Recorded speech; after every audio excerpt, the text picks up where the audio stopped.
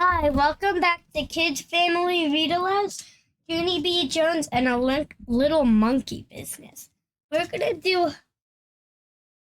um chapter 4, Poppy and Russell. Russell. My room at kindergarten is named Room 9. I have two best friends in that place. One of them, wait, one of them has the name of Lucy. Lucy is right exactly next to me. She has a red hair and also little red fingernails, which are very glossy. My other bestest friend is named Grace. Me and that Grace sit together on the school bus, except for not today. We didn't be, because today my grandpa Miller drove me. Then he walked to room 9 with me. And he waved at my teacher. Her name is Mrs. She had another name too, but I just like Mrs., and that's all. When I first walked into my room, Lucy was looking for that Grace's brand new school shoes. And their name was Pink High Top. Hey Grace, those shoes look very beautiful, I said. That dumb Grace didn't even say thank you to me. Grace is angry at you,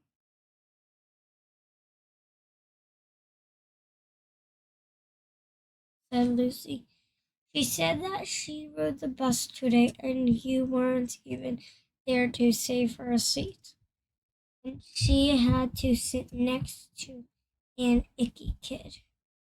Right, Grace? Grace bobbed her head up and down. Yes, only I couldn't help it, Grace. I said, that's because I stayed at my grandpa Miller's house all night.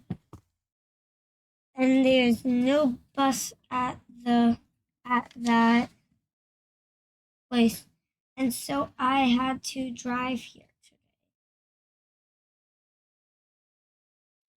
Then I tried to hold that Grace's hand. Only she couldn't hold it away. That's not very nice of you, Grace, I said. And so guess what? I'm not going to tell you my special secret. That's when that Grace called me a poppy head. Lucy held my hand. I don't think you're a poppy head, Junie B, she said. And so you can't tell me your special secret. And I won't tell anybody. And so you can tell me your special secret. That's not, and I won't tell anybody, not even Grace. That's when Grace kicked Lucy in the leg. And Lucy pushed her down. And Mrs. had to pull those two off of each other. I raised my hand very polite. I wasn't involved, I said to Mrs. After that, we had to sit down and do some work. It was called practicing our numbers. Only I couldn't do mine was that good because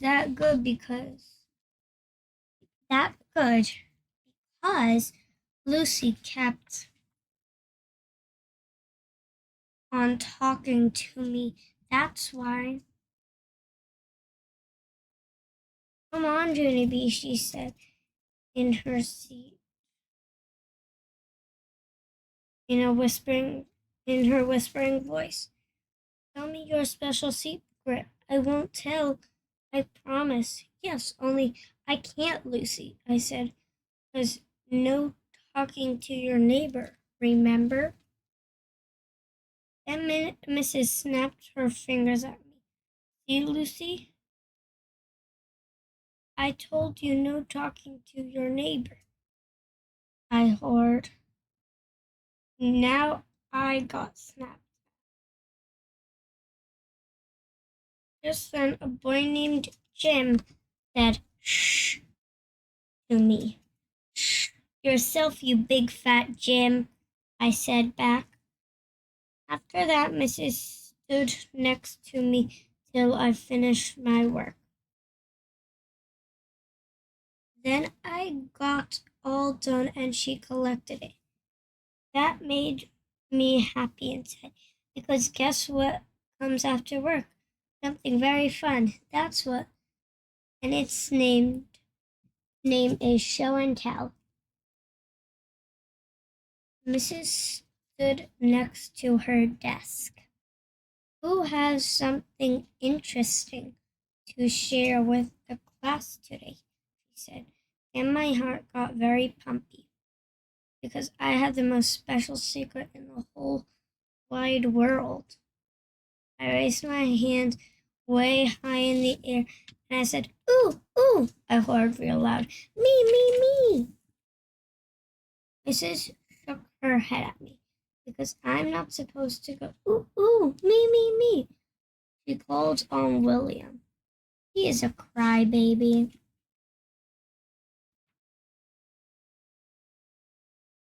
In my crybaby boy in my class. I can beat him up, I think. William, said Mrs. Since you raised your hand so politely, may you go first? And so then William carried a paper bag to the front room, and he took out a jar of 2 dead crickets. Except for William didn't know they were dead. He just thought they were sleeping. Jump, Hoppy, jump, Russell, said William. Then he tapped on the glass. Hey, wake up in there, he said. After that, William started shaking the jar all over the place. And he wouldn't stop. Wake up, I said, he shouted. Then Hoppy and Russell started falling all apart. And Mrs. had to take the jar away. That's when William started to cry, and he had to go to the nurse's office to lie down. And so then I raised my hand way high in the air again, because guess what?